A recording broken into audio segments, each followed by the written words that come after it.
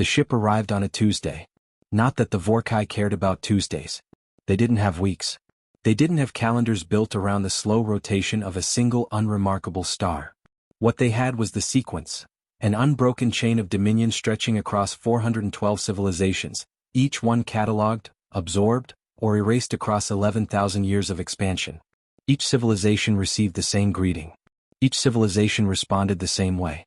They knelt. The Vorkai messenger vessel, designated tongue of the sequence in their language, which sounded to human ears like a sustained chord played on an instrument made of bone, entered Earth's solar system without warning, without negotiation, and without the slightest concern that anything here might surprise them. Commander Yeva Soren was eating a sandwich when the alert came through. She was 43 years old, born in Cleveland, Ohio, the daughter of a structural engineer and a woman who had spent 30 years teaching middle school mathematics. She had short brown hair going silver at the temples, a scar along her left jawline from a climbing accident when she was 26, and a deeply inconvenient habit of finishing other people's sentences when they were being too slow and too careful with their words. She set down the sandwich, turkey, mustard, too much pepper, and looked at the alert on her screen. "That's not one of ours," said Lieutenant De Jong Park from across the operations room. "No," Yeva said. "It's not broadcasting any known frequency. No. It's just sitting there, past Neptune. I can see that, De Jong." She stood up, walked to the central display and studied the object for a long moment. It was roughly the size of a mid-sized sports stadium. It was perfectly symmetrical in a way that made her teeth ache. Not because it was beautiful but because that kind of symmetry felt deliberate, like a threat. It had stopped moving the precise instant it crossed a threshold 40 AU from Earth's sun. Not 41. Not 39. Exactly 40. "They've been watching us long enough to know where our system ends," she said quietly. That was when the transmission came. It didn't come through any radio band. It didn't come through any optical channel. It arrived, somehow, as vibration, a resonance that passed through the hull of every satellite, every station, and every vessel in the solar system simultaneously and translated itself, without any apparent mechanism, into a language each listener could understand. The message was 6 words. "You will present your submission now." Yeva read it twice. Then she picked up her sandwich, took one more bite, chewed slowly and said, "Get me General Hartwell and Patch in the Security Council. And someone find Dr. Nwachukwu. I want a xenolinguist in this room in the next 10 minutes. "What do we tell them?" De Jong asked. Yeva looked at the symmetrical shape sitting past Neptune like a word spoken too clearly, too calmly, by someone who had never once been told no. "Tell them we're thinking about it," she said. The Vorkai had a concept called Karo, which their linguists, once humanity managed to capture and analyze enough of their communication for the translation engines to work, rendered imperfectly as the inevitable shape of what comes next. It wasn't fate exactly. It was more like geometry. The Vorkai believed that history had a structure, similar to how a building has a structure, and that this structure could be read, predicted, and, if you were sufficiently advanced, authored. They had authored the submissions from 412 civilizations. They expected, based on everything they had observed from their long-range survey of Earth, to author the 413th. What they observed: 1 inhabited planet, 1 moon with scattered outposts, several dozen space stations, a small fleet of deep space research vessels, a civilization that had been spacefaring for less than 2 centuries, a species that was, by every metric the sequence used to evaluate readiness, primitive. What they did not observe, because they were not looking for it, was the Black Armada. Nobody outside of 6 human beings knew the Black Armada existed. Those 6 human beings were General Adiz Hartwell, age 61, commander of Earth's Unified Defense Initiative; Admiral Tomas Reyes, age 58, the man who had spent the last 19 years of his life building something that the rest of the world believed was a deep space mining operation; Dr. Priya Nwachukwu, age 47, xenolinguist and the woman who had first theorized 12 years ago that humanity was not alone, and that whatever else was out there probably wasn't. Charitable, Commander Yeva Soren, who had been read into the program 2 years ago, and 2 others whose names are not relevant here, but who were, at this exact moment, in a facility 700 meters beneath the lunar surface, watching the same alert with the same expression Yeva was wearing. The look that said, "It's time." Dr. Priya Nwachukwu arrived in the operations room 9 minutes and 40 seconds after being summoned, wearing an inside-out coat, carrying a cold cup of coffee, and trailing the particular electric energy of someone who had been waiting for this specific moment for over a decade. "It's a demand," she said before anyone briefed her. She had already read the transmission on her phone in the elevator. 6 words, Yeva said. What can you tell from 6 words? Everything. Priya set down her coffee and pulled up the frequency analysis of the transmission on the nearest screen. The mechanism of delivery tells us more than the content. This signal passed through metal. It passed through the atmosphere. It translated itself in real time into every language present in its path. That's not communication technology. That's dominance technology. It's not designed to reach you, it's designed to be inescapable. There's a difference. What kind of civilization builds inescapable messages? Priya looked at her steadily. The kind that has never needed to ask twice. General Hartwell's face appeared on the main screen, a broad, calm face with sharp dark eyes that had the quality of seeing around corners. Commander Soren, sitrep. Single vessel, past Neptune, stationary. Transmission received across all channels simultaneously. Content is a demand for submission. No military posturing beyond the implied. No visible weapons. No fleet. Visible, Hartwell said. Yes, ma'am. Visible. Pause. Then, you know what this means. Yes, ma'am. The Black Armada had no official name. That was deliberate. Admiral Tomas Reyes, who had built it, who had spent 19 years of his life in cold facilities and underfunded silence turning a theory into a reality, believed that naming something made it visible, and visibility, in a universe where humanity had no idea what was watching, was the most dangerous thing a species could have. He called it the program. His engineers called it the fleet. The 6 people who knew it existed simply called it, what's out there, in the way you refer to a card you're holding very close to your chest. Here is what the Black Armada was. 41 vessels. Each one is between 2 and 3 kilometers in length. They were built not in orbit, where any sufficiently advanced telescope could have found them, but in the belt of debris, rock and ancient dark matter beyond the heliopause, in the outermost silence of the solar system, where the sun was just a bright star among many and the temperature was 31 degrees above absolute zero. The ships were not beautiful. Reyes had made a specific decision early in the design process. They would not be elegant. Elegance was for things that wanted to be seen. These ships were functional in the way a held breath is functional.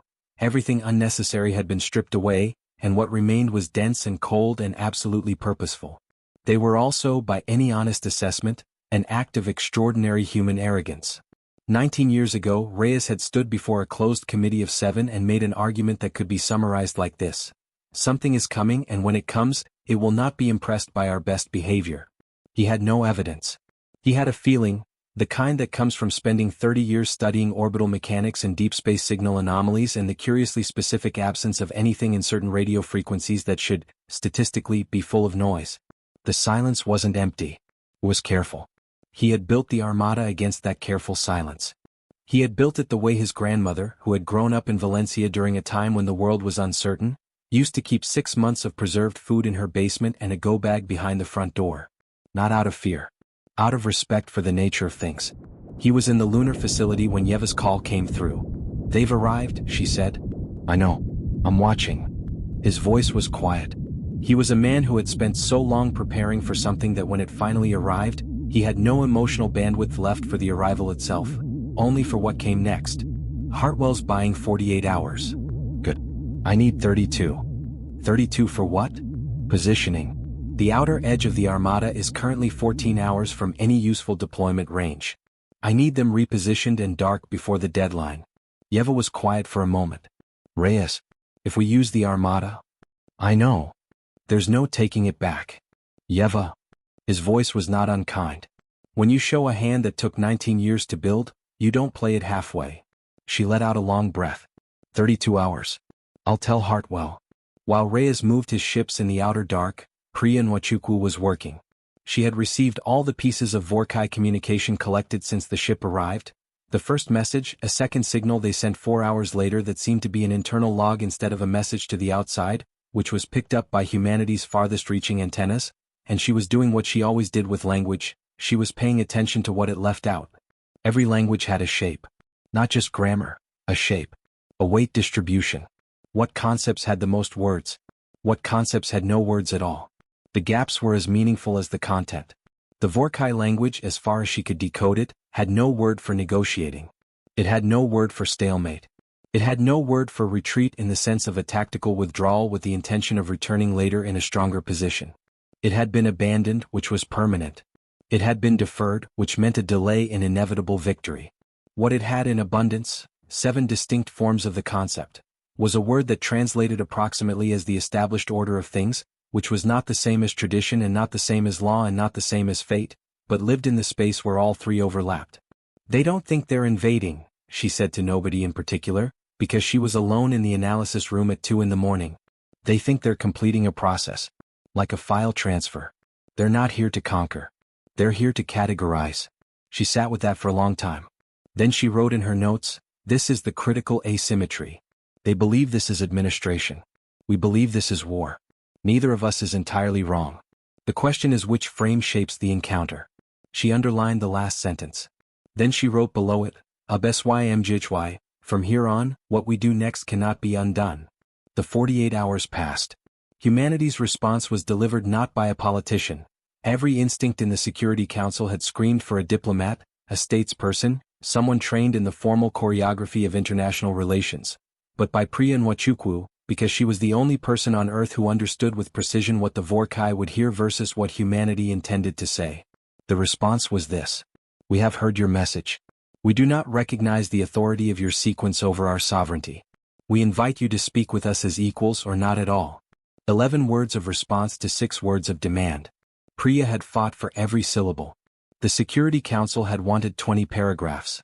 She had told them, with the particular exhausted intensity of someone who has explained the same thing 6 times to people who keep not listening, that they will not read 20 paragraphs.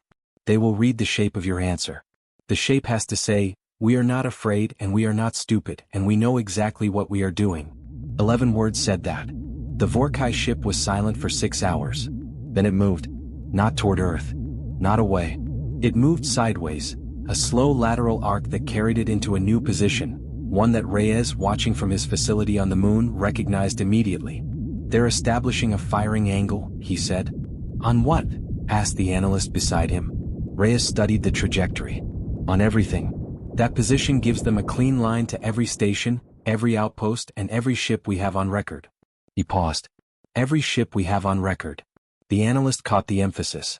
"The Armada is not on record." He was already on the comm. "Yeva? They're going weapons hot. We're out of diplomatic runway." Thesavar sent a second message. This one was not 6 words. It was a single image, a constructed visual that the Vorkai transmission technology rendered directly into the optic center of every human with any kind of communication device, for exactly 3 seconds before fading. It showed a planet. The planet was green and blue, cloud-swept, and orbiting a yellow sun.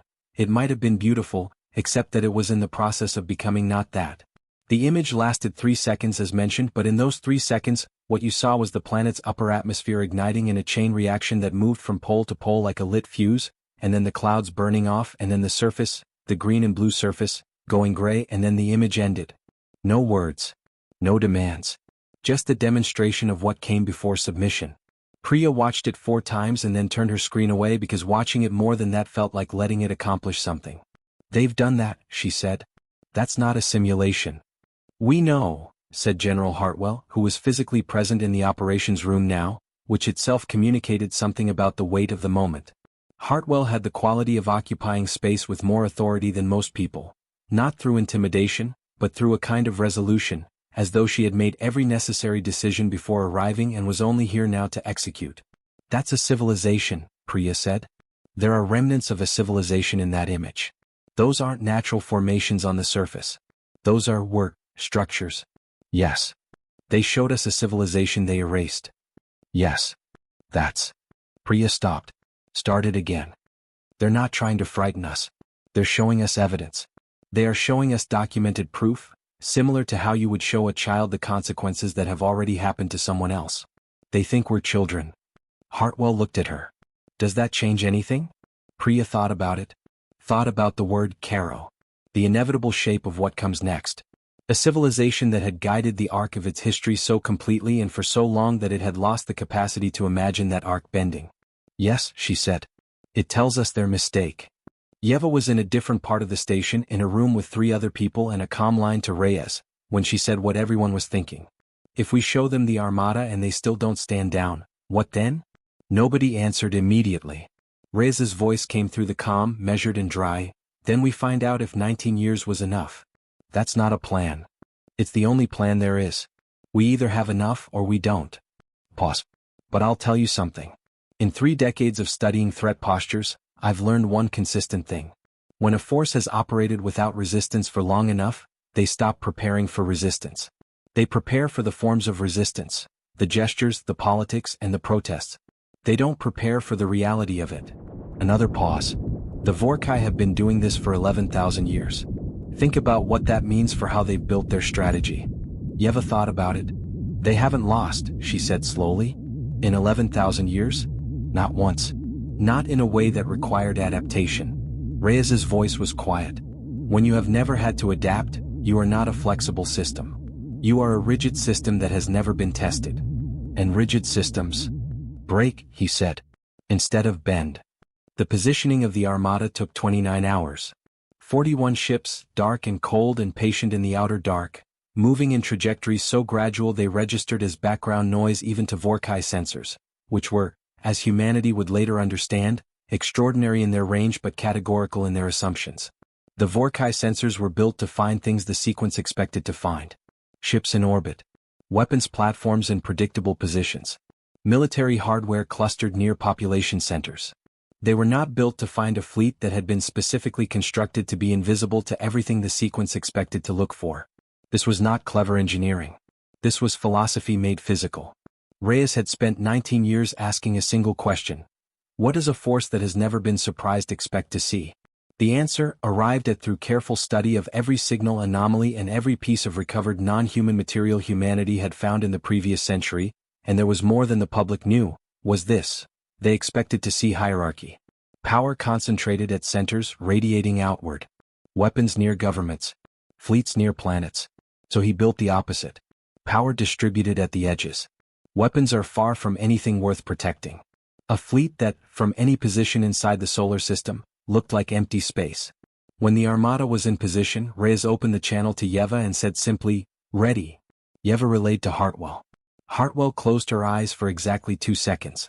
Then, send them a new message. The new message was not 11 words. It was not 6. It was not words at all. It was a coordinate. A single set of coordinates, pointing to a location in deep space, well beyond the solar system where nothing should have been. Where 41 ships were waiting. The Vorkai vessel was silent for 11 minutes. Thesavar, alone in the contact chamber, processed the coordinate 3 times. Cross-referenced it with the sequence's full cartographic record of this system and every object within it.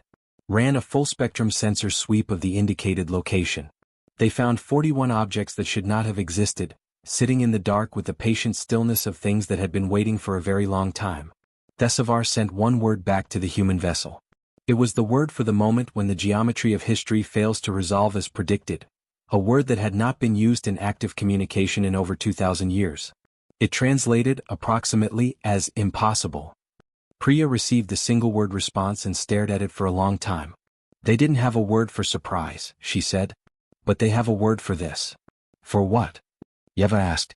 For an event that should not be possible according to the established order. Priya looked up. They used an archaic word. An ancient word. A word that hasn't been in active use for, based on the linguistic drift analysis, millennia. She paused. They're shocked. Not strategically. Not tactically. Fundamentally. This word is what you say when the structure of reality has behaved incorrectly. Good, said Yeva flatly. No, listen to me.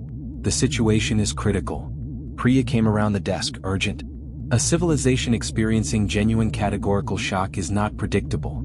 All of our modeling is based on a Vorkai that behaves according to an established pattern. An entity experiencing this level of cognitive dissonance. She trailed off. Might do anything, Yeva finished. Might do anything, Priya confirmed. We have cracked something in their framework. That is not necessarily safe just because it's advantageous. Yeva looked at her for a moment. Priya. There was never going to be a version of the truth that was safe. Priya sat down. I know, she said quietly. I just want us to be honest about what we've started. They had started with this. The Armada powered up. Not weapons. Not yet. Simply powered up, reactors from cold to active, running lights from dark to the dim operational glow that any long-range scanner would immediately read as, these are ships, they are crewed, and they are awake. The effect was, Later, when humanity finally had enough of the Vorkai language to analyze it thoroughly, described in the alien contact logs as a phenomenon called the reversal of Caro. The inevitable shape of what comes next, running backward. Not destruction. Not retreat. Something more disorienting. The sudden visibility of a future that the sequence had not authored. Thesavar contacted the human vessel again. This time the message was longer. It took Priya 4 hours to decode it fully, working with the translation engine and a growing collection of Vorkai grammatical structures that the AI was building in real time. What it said, stripped of the formalities and the linguistic structures that didn't map to human expression, was approximately, "You have concealed resources from us. This behavior is not typical for a civilization at your developmental stage. Explain how such an action is possible." Priya read it 3 times. Then she did something that surprised Yeva and baffled Hartwell. She laughed. "They asked us how," she said. "They're not threatening. They're asking. They genuinely cannot comprehend how we did this and they're asking." "Is that good?" Yeva said. "It's fascinating," Priya said, which was not quite an answer. She wrote the response herself. It said, "We were afraid of what we didn't know. So we prepared for it. That is what we do." Thesavar read the response once. Then called for Vorkai High Coordinator Marevsol. Marevsol was the top leader on the tongue of the sequence, an old being by Vorkai standards, who had managed 23 submission events and taken part in 3 system cleansing operations. The Vorkai lifespan was long, their memory continuous across centuries, and Marevsol's experience of history was personal in a way that no human could quite match. The concept of fear as a motivator for constructive action was not present in the Vorkai framework. The Vorkai did not experience fear. They weren't brave. For 11,000 years, nothing in the galaxy could scare them. What they experienced instead was tactical assessment, a cold evaluation of variable outcomes. But that was a calculation. A tool. Fear, as a persistent emotional driver, caused a species to build an invisible fleet over 19 years in preparation for a threat they hadn't yet confirmed, that was alien to Marevsol in a way that nothing in 4 centuries of life had been alien before. They built this, Marevsol said, not a question, simply a processing of information aloud, because they were afraid. "That appears to be what they are communicating," Thesavar said. "That is irrational," said Marevsol.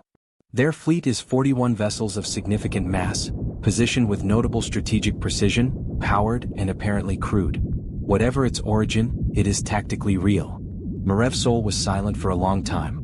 Then, "What else have they built that we don't know about?" It was the right question. It was also the question that, once asked, could not be unasked. Tomas Reyes had a ritual. Every morning, regardless of where he was, the lunar facility, the research stations in the belt, the years-long stretches aboard the construction platform in the outer dark, he spent the first 15 minutes of his waking hours in complete silence, watching whatever piece of space was visible through the nearest window. He wasn't looking for anything specific. He was reminding himself of the scale of the thing he was a part of. The universe was approximately 13.8 billion years old. Humanity had been in space for less than 200 years. The Vorkai, based on what Priya's analysis was suggesting, had been spacefaring for somewhere between 40 and 60,000 years. This was the kind of information that could paralyze a person if they let it. Reyes didn't let it. Instead, he had spent 30 years letting it mean something slightly different.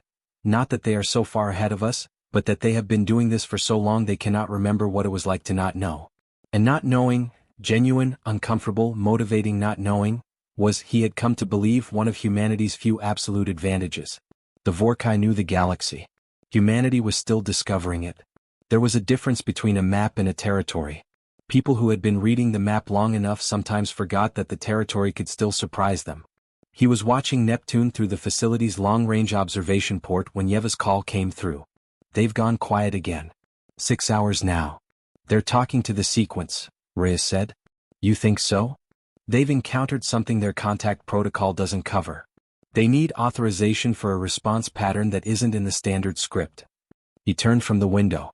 "How long to get a signal to whatever's coordinating the sequence and back, if the nearest coordinating hub is, let's say, 50 to 100 light years?" Yeva was quiet for a moment while someone else in the room ran the numbers. Then, 50 to 100 years minimum. Unless they have FTL communication. "They do," Reyes said. "But FTL communication has latency of its kind. Signal degradation. Processing time. Even if it's fast by human standards, it isn't instant." He paused. "They're in a decision loop. That's good for us. Or they're planning an attack and we're reading silence as diplomacy. Also possible. He picked up a cold cup of coffee. He had never quite kicked the habit of letting coffee go cold and drinking it anyway, and took a sip. But the message asking how we built this, that wasn't threat posturing. That was genuine disorientation. You don't ask for an explanation when you're about to fire. Unless you're stalling. Unless you're stalling, he agreed. Which would mean they want time now. And if they want time. They're afraid, Yeva said. Reyes set down the coffee. HFY, he said softly. From here. This changes everything. In the quiet of the analysis room, Priya was working on something she hadn't told anyone else about yet. She had been building a profile of Vorkai psychology through linguistic analysis.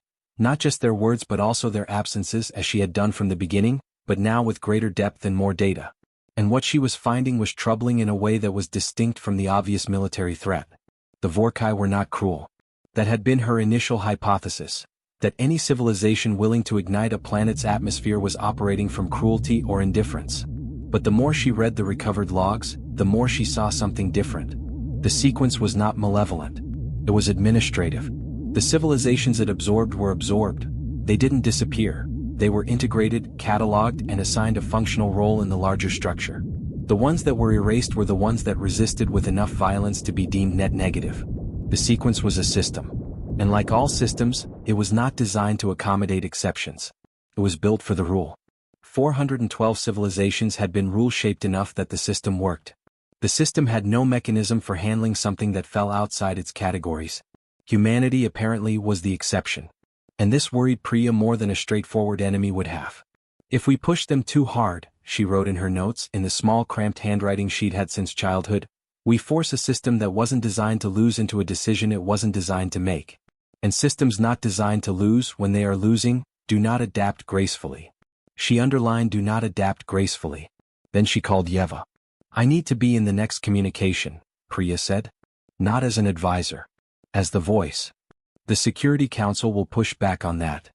The Security Council wants to send a diplomat who will use 19-point formal language that the Vorkai will parse as hierarchical posturing and respond to with another threat. I need to speak to them directly, informally, in the simplest possible terms. Priya. Yeva. Their system is breaking. Right now. A sequence that has operated for 11,000 years without experiencing an event outside its parameters is experiencing an event outside its parameters. That is a window. Windows close. She paused. Let me talk to them. A long silence. Then, I'll get you, Hartwell. Priya's message to Thesavar and Marevsol was, by any formal standard, inappropriate. It did not begin with a title. It did not reference the sequence or acknowledge its authority. It did not use any of the standard diplomatic registers that the translation engine would have rendered in their highest formality equivalents. It began simply, I am a person who studies language. I want to understand something about you. May I ask you a question? The response took 40 minutes. When it came, it was also, by Vorkai standards, inappropriate. It came not from the official contact channel, not from whatever the Vorkai equivalent of an official spokesperson was, but from a secondary channel, a lower register transmission that Priya's analysis engine flagged as something close to personal correspondence. It said, What is your question? Priya's hands, she would tell Yeva later, were shaking. Not from fear. It felt like standing at the edge of something genuinely new and feeling its weight. She typed, Your people have done this 412 times. Absorbed 412 civilizations. What did you believe you were giving them? 44 minutes. Order. Safety. Continuity. The sequence does not take. It provides structure to what would otherwise be lost. Priya read this 4 times. Then she typed, We already have structure. We built it ourselves. It is imperfect and it is ours. What would you have given us that was worth more than that? This time the wait was 2 hours and 17 minutes. When the response came, Priya read it and sat completely still for a long moment. It said, We have not been asked that before. Yeva was standing behind Priya when the response came through, reading over her shoulder. They haven't been asked, Yeva said. Not quite a question. 412 civilizations and not one asked them why, Priya said quietly. Because by the time the sequence arrives, the civilizations they're contacting are already... She stopped. Search for the word. Defeated, Yeva offered. Not militarily. Psychologically. The sequence's methods are designed to create submission before the first shot is fired. The image they sent us, the burning planet, That's not a threat, it's a preconditioning tool. By the time a civilization reaches this stage of contact, they've already accepted the premise. They've already started thinking of themselves as the smaller party. We didn't. Priya turned to look at her. And that's the anomaly they can't categorize. It's not the Armada, ultimately. The Armada is just metal. What they can't categorize is a civilization that received everything they've ever deployed against resistance and still said, "Still talk to us like equals." Yeva finished.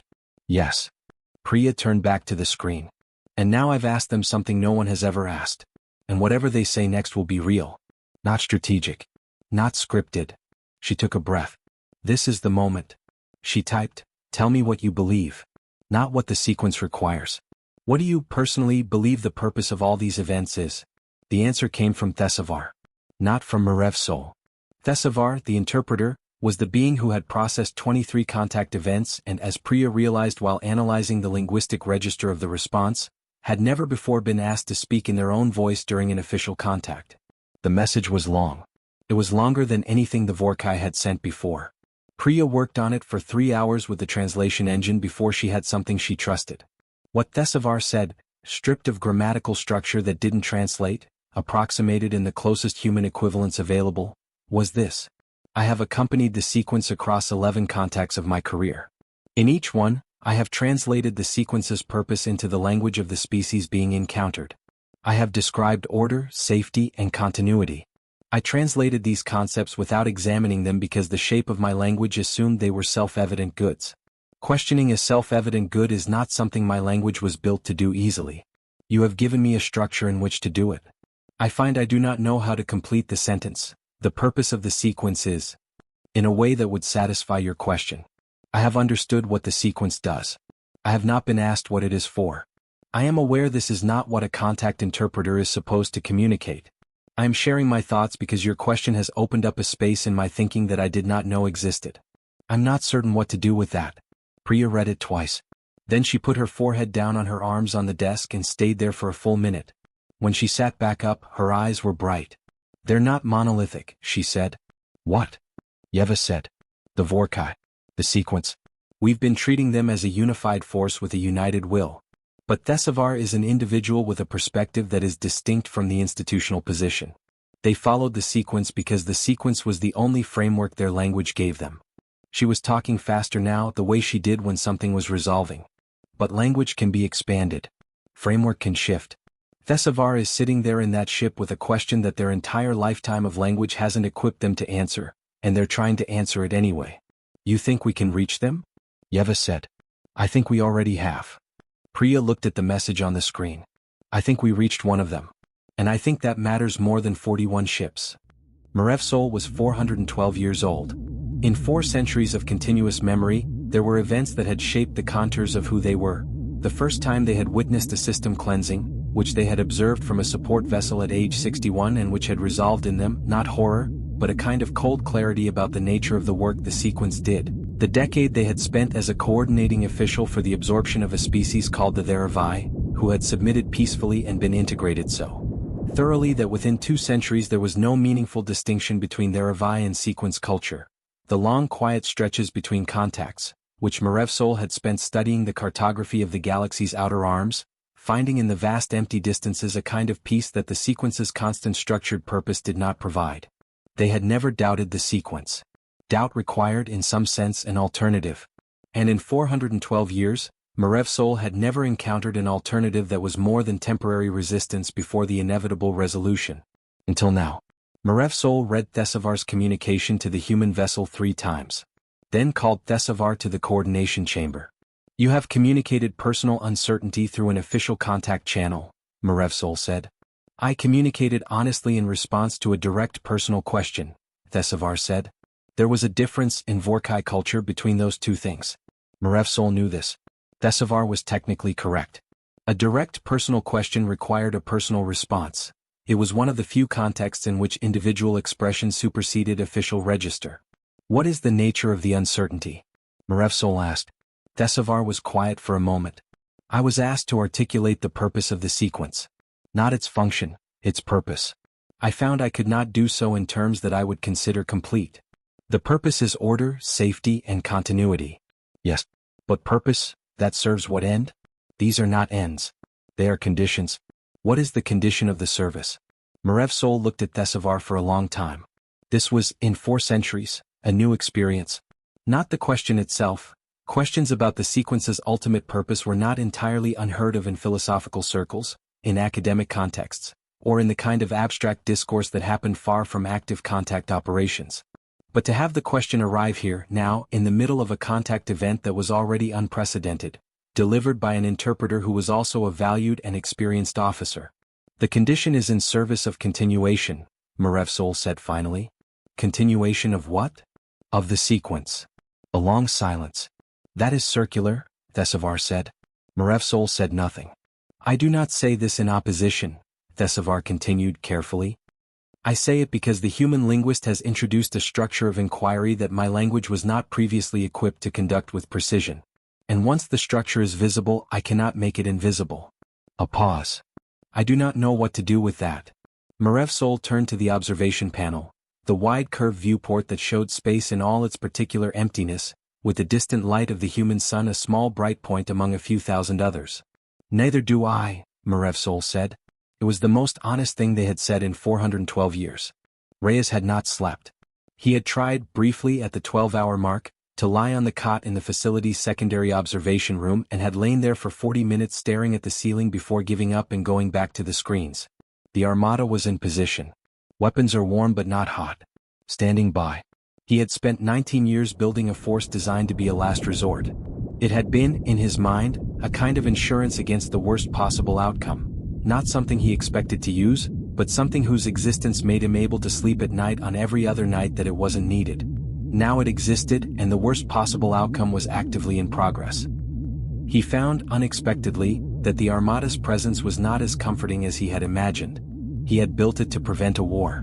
The question of what it meant to use it in a war was different. He called Priya. It was 3 in the morning, but he could see from the facility's internal system that her workstation was active. Are you sleeping? He asked. No. Me neither. I know. I can see your workstation too. Pause. Where are we? He asked. We're in a conversation, she said. A real one. Thesavar is. She paused, looking for the right word. Thesavar is having a crisis of framework. That's the only way I can describe it. Marev's soul is, I don't know yet. Silent. That's not militarily actionable. No. It isn't. She paused again. Tomas, what if this incident doesn't resolve as a military confrontation? I don't follow. What if, I know this sounds strange, what if the right outcome here isn't that we defeat them or they back down? What if the right outcome is something none of our models covered?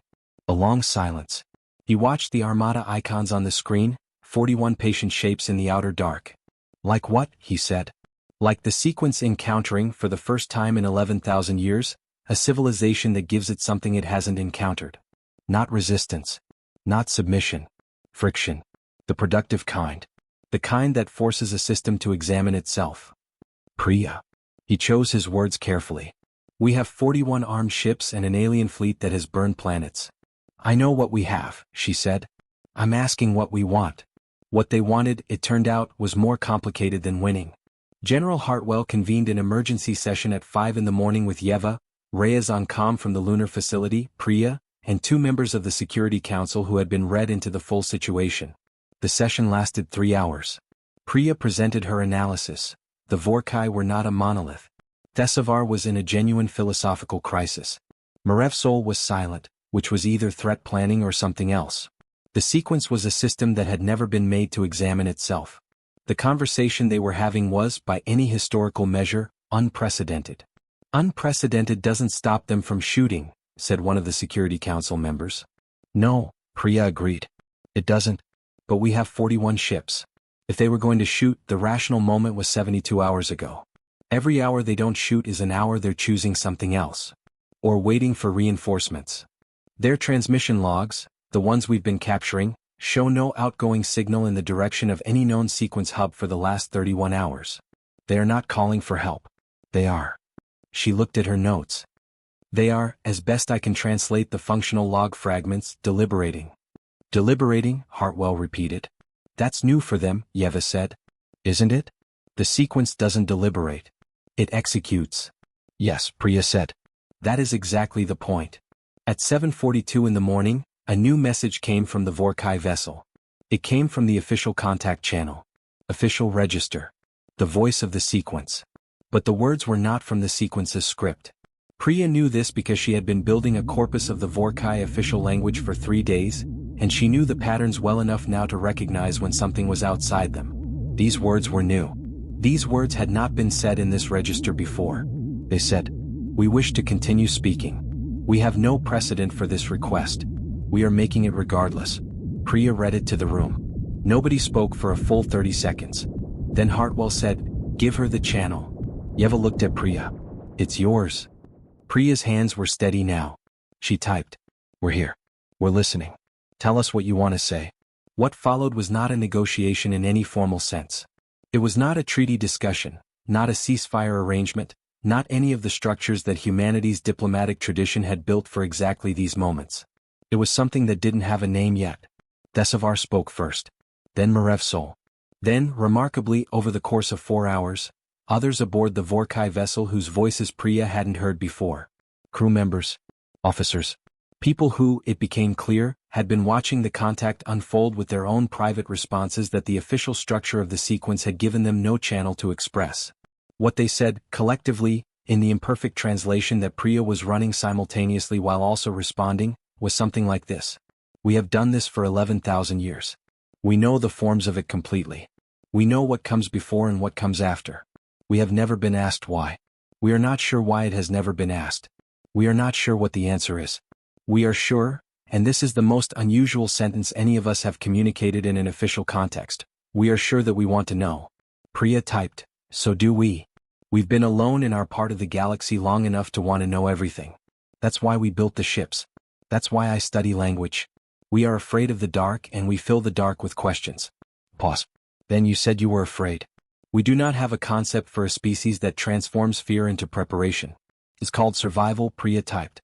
"And it has made us stubborn." A long silence. Then, from Marev Sol directly, Priya recognized the register now. "We have voted. Aboard this vessel. All crew present. This is not a standard procedure.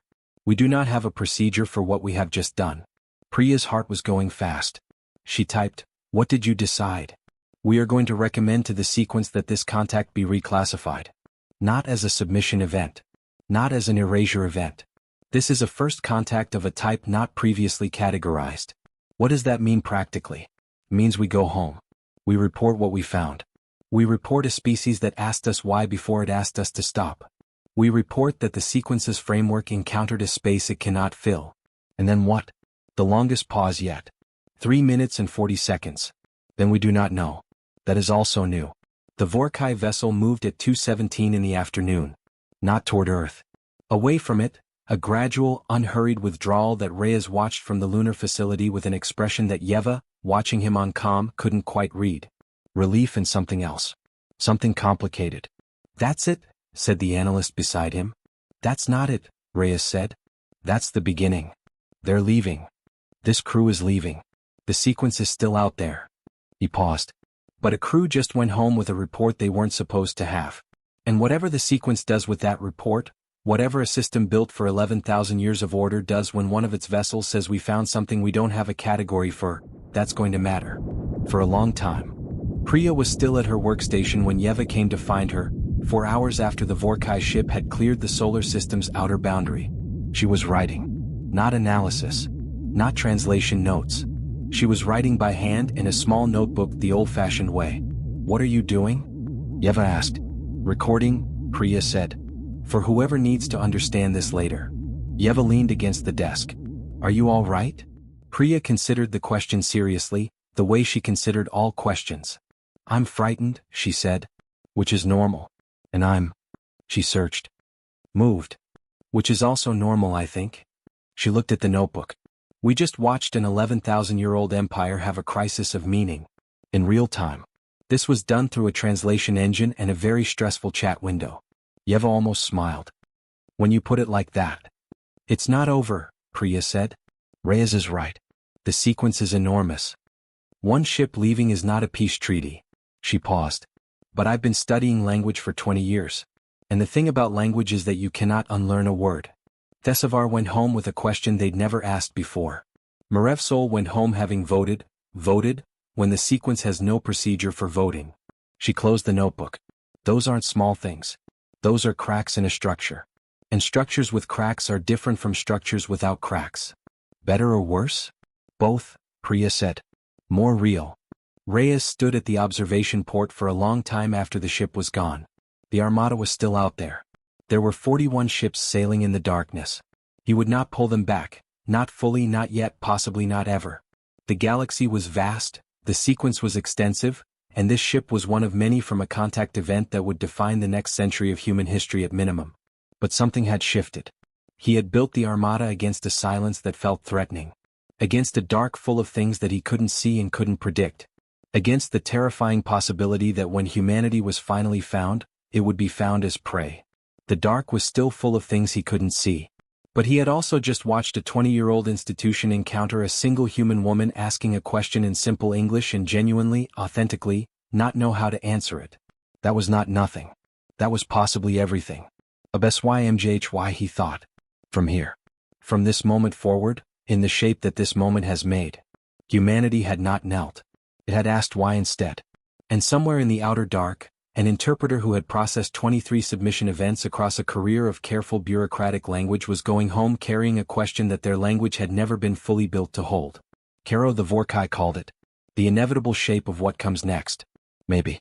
But inevitability, Reyes thought, was a story a system told itself. And stories could be interrupted. Humanity had just interrupted one. In the operations room, Yeva Soren picked up her sandwich. A new one because the old one had been sitting for 3 days and was definitively no longer edible, and took a bite. Turkey. Mustard. Too much pepper. She chewed slowly, watching the clear display where the Vorkai vessel had been and was no longer. What do we do now? De-Jong Park asked from across the room. Yeva took another bite. Chewed. Thought about 19 years of a fleet in the dark. About a linguist asking an empire why. About 41 ships still sitting patient and cold at the edge of forever. About the long work of being a species that had survived by being afraid in productive ways. We keep going, she said. That's it. That's all there's ever been, she said. We keep going. Indeed.